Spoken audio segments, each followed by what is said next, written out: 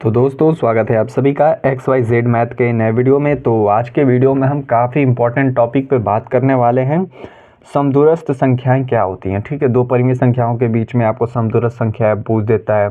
कभी आपको ऐसे समदूरस्थ संख्याएं पूछेगा जैसे कि फ्रैक्शन में कोई समान फ्रैक्शन नहीं होता है, आपस में उनका हर बराबर नहीं होता है, अंश बराबर नहीं होता है, कोई माइनस में है कोई प्लस में है, ठीक है। तो सारे डाउट क्लियर हो जाएंगे। मैं आपको डेफिनेशन बताऊंगा, आसान डेफिनेशन भी बताऊंगा, समझाऊंगा भी, कराऊंगा भी, सारे चीज़ कराऊंगा। ये वीडियो कंप्लीट जिसने देख ली, इसके बाद आपको समदूरस्थ संख्याएं में कोई दिक्कत नहीं होने वाली है, ठीक है। तो इससे पहले बता देना चाहता हूँ कि डिस्क्रिप्शन में आपको लिंक मिल जाएगा, वहाँ पे आप अन्य चीज़ें भी सीख सकते हैं। जैसे हमने इससे पहले बहुत सी चीज़ें फ्रैक्शन के बारे में सीखा था, ठीक है। तो समतुल्य संख्या कैसे निकालते हैं वो सब मैंने आपको बता रखा है, डिस्क्रिप्शन में लिंक मिल जाएगा, ठीक है। तो आज के वीडियो को स्टार्ट करते हैं और क्वेश्चन को सबसे पहले समझते हैं कि आपको क्वेश्चन पूछता कैसे है। उसके बाद समझेंगे कि समदूरस्थ मतलब होता क्या है, ठीक है। फिर उसके बाद समझेंगे कि सबसे आसान भाषा में याद करने का तरीका क्या है। फिर उसके बाद समझेंगे कि एक एग्जाम्पल के माध्यम से, जैसा कि मैंने यहाँ पे लिया है आपको, मैं आपको पूरी संख्या सिखाऊंगा, ठीक है। तो चलिए स्टार्ट करते हैं। तो सबसे पहले क्वेश्चन आपसे ऐसे बनता है कि दो परिमेय संख्याओं के मध्य वंचित संख्याओं में पर समदूरस्थ संख्या ज्ञात करना सीखें, ठीक है। ऐसा ही आपसे पूछता है कि आपको दो परिमेय संख्या दे देगा और आपसे बोल देगा कि इन दोनों के बीच में आपको समदूरस्थ संख्याएं बतानी है, और वो पूछ लेगा कि आप 4 समदूरस्थ बताओ, 5 बताओ, 10 बताओ, ठीक है। मतलब कितनी भी संख्या आपसे पूछ सकता है कि इतनी संख्या मुझे समदूरस्थ बताओ इन दोनों नंबर्स के बीच में। जैसे कि इसमें क्वेश्चन में गिवन है, ठीक है। अब इसके बीच में मैं आपको 4 समदूरस्थ संख्या निकाल के दिखाऊंगा, ठीक है। अगर आप एक बार जो प्रोसेस समझ जाएंगे ना, तो बस आपको बस सेकंड नहीं लगेगा, फटफट करते जाओगे, ठीक है। तो चलिए अब डेफिनेशन की बात करते हैं। समदूरस्थ होता क्या है? समदूरस्थ मतलब होता है कि दो या दो से ज़्यादा बिंदुओं में समान दूरी पर होना, ठीक है। या फिर आप आसान भाषा में इसको समझ सकते हैं, ये सबसे सटीक आपका हो जाएगा डेफिनेशन। एक बिंदु जो दो दिए गए बिंदुओं में समान या बराबर दूरी पर हो। सिंपल सी चीज़ है। ये मान लीजिए एक बिंदु ये है, एक बिंदु ये है, ठीक है। तो इन दोनों बिंदु के बीच में आपसे पूछ रहा है कि समान दूरी पर जो बिंदु है उसी को हम समदूरस्थ बोलते हैं, ठीक है। तो आपसे कितना समदूरस्थ पूछ रहा है? आपसे यहाँ पे 4 समदूरस्थ पूछ रहा है कि इन दोनों बिंदुओं के बीच में 4 समान दूरी वाले बिंदुओं को बताइए। तो हम 4 बिंदु निकाल के दिखाएंगे, ठीक है। तो चलिए अब क्वेश्चन की तरफ बढ़ते हैं और एग्जाम्पल आपके सामने है, और यहाँ पे ध्यान से सुनिएगा, ठीक है। तो सबसे पहले जो हमें गिवन है फ्रैक्शन हमने लिख लिया है, -1/2 एंड 5/4, ठीक है।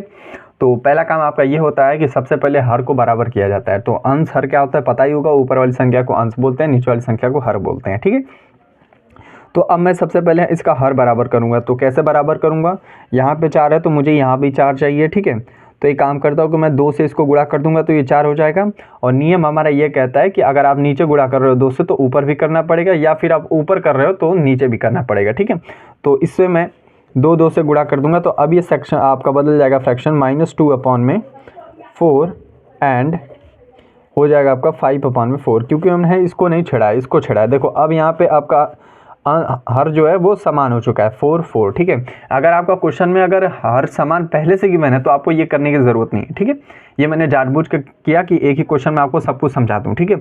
अब यहाँ पे एक माइनस मैंने ले लिया, तो माइनस से कोई कंफ्यूज नहीं होना है, बिल्कुल वही रूल लगेगा इसके भी लिए, ठीक है। तो चलिए स्टार्ट करते हैं। अब देखिए क्या करना है आपको। तो जैसे ही हर आपका बराबर हो जाता है तो हम ऐसा करते हैं, इसमें मुझे कितनी संख्या निकालनी है समतुल्य? चलो इस बार 8 ही निकाल लेते हैं, मान लो, ठीक है। 8 निकालना है ना, तो 8 + 1 कर लो, एक अधिक जोड़ लो इसमें, ठीक है, अपने मन से। तो अब ये कितना हो जाएगा? 9, ठीक है। तो अब 9 से आपको ऊपर नीचे गुणा करना है दोनों फ्रैक्शन में, ठीक है। तो ये हमने फ्रैक्शन लिख लिया, सॉरी ये 4 हो गया था ना, हमने गुणा कर लिया है, ठीक है। और दूसरा फ्रैक्शन क्या था हमारा? दूसरा था 5/4। अब मैं इसको 9 से गुणा करूँगा, ठीक है। तो वैल्यू हो जाएगी, इसको मैं 9 से गुणा करूँगा तो ये क्या हो जाएगा? ऐसे 9 से कर ही लो, यहीं पे लिख लो, ठीक है। अब इसको आराम से सॉल्व कर लो, ठीक है। तो इसको जब आप सॉल्व करोगे तो आपकी वैल्यू बन जाएगी -18, ये 9 दूना का 18, और ये 36 हो जाएगा, ठीक है। और अगला नंबर आपका हो जाएगा 5 में 9 का करोगे 45 और अपॉन में 36, ठीक है। ये फ्रैक्शन आ गया आपका। तो अब जब आपका फ्रैक्शन आ जाए ना, तो हर तो आपका समान ही होगा, क्योंकि हमने हर तो पहले से समान कर रखा है, ठीक है। अब यहाँ पे मेन चीज़ ध्यान देना है आपको कि बस आपको इन दोनों के बीच का जो अंश है ना, उनके बीच का डिफरेंट बता दो मुझे, और वहीं पे क्वेश्चन ख़त्म हो जाएगा, ठीक है। तो 18 और 45 यहाँ पे हम डिफरेंस निकालेंगे सबसे पहले। तो डिफरेंस कुछ ऐसे निकालेंगे हम लोग कि 45 माइनस 18 हो जाएगा ना, क्योंकि अंतर का मतलब क्या होता है, घटाना, ठीक है। और इसके साथ ही माइनस था तो इसको हम छोड़ नहीं सकते, ठीक है, तो इसीलिए ब्रैकेट लगा दिया। अब जब आप इसको ब्रैकेट खोलोगे तो आपकी वैल्यू क्या हो जाएगी, ये प्लस हो जाएगा ना, माइनस माइनस प्लस हो जाता है। तो अब 18 और 45 आपका हो जाएगा 63, ठीक है। अब ये नंबर आपका आ गया। तो हमें निकालना कितना था, 8, और हमारा संख्या निकल के आया था, इसमें हम 1 प्लस किए थे तो 9 आया था, ठीक है। अब 9 में 7 का भाग दे दो, कितनी बार भाग जाएगा, 7 बार, ठीक है। बस यही हमें चाहिए था। अब हम क्या करेंगे, जो पहली वाली संख्या है, पहली वाली संख्या हमने क्या ली थी, -18/36 आया था हमारा, ठीक है, ये आया था। अब मैं इस वाली संख्या में से सब में 7 जोड़ता जाऊंगा और वैल्यू मेरी आती जाएगी, ठीक है। तो 18 में मैं यहाँ पे 7 जोड़ूंगा, मेरा पहला समदूरस्थ संख्या निकल कर आएगा। अब यहाँ पे देखो माइनस और प्लस क्या होता है, माइनस, तो यहाँ पे क्या बचेगा 11, क्योंकि बड़ा जो होता है उसका साइन मान्य होता है, तो ये माइनस हो जाएगा, ठीक है। तो आपको पता ही होगा ना, माइनस प्लस माइनस होता है, तो ठीक है। तो 18 में से 7 घटेगा तो 11 बचेगा, और जो बड़ा होता है उसका साइन मान्य होता है, तो माइनस ये था, तो यहाँ पे भी लग जाएगा, ठीक है। ये 36 हो गया, ये आपका पहला नंबर आ गया। अब दूसरा निकालना है, तो चलो इसमें से फिर 18 में से 36 को माइनस करना है, ठीक है। 18/36, फिर आपको 7 इसमें जोड़ लेना है। जितनी संख्या आपसे पूछे आपको बस जोड़ते हुए जाना, जोड़ते हुए जाना। हमें 8 निकालना था और हम निकालते जाएंगे, सीधा 8 7 जोड़ते जाएंगे इसमें, ठीक है। तो माइनस और प्लस क्या होता है, माइनस, तो 11 में से 7 जाएगा तो 3 बचेगा, और दोनों में से बड़ा 11 है तो इसका साइन माइनस है, तो यहाँ पे भी माइनस आएगा, और नीचे 36 तो रहेगा। ये दूसरा आ गया नंबर, ठीक है। अब मान लो मुझे तीसरा निकालना है, ठीक है। तो -3/36, फिर +7 कर दूंगा, तो अब यहाँ पे क्या बचेगा 4, देखो माइनस प्लस माइनस, ठीक है। तो 3 में से 7 में से 3 जाएगा तो 4 बचेगा। साइन जो बड़ा था उसका मान्य होता है, तो साइन इसका प्लस का बड़ा है, तो यहाँ पे प्लस रहेगा, ठीक है। प्लस हम लिखते नहीं है यहाँ पे, ठीक है। अब ये 36, अब इसको काट के भी छोटा कर सकते हो, ठीक है। तो ये आ गया आपका तीसरा समतुल्य संख्या।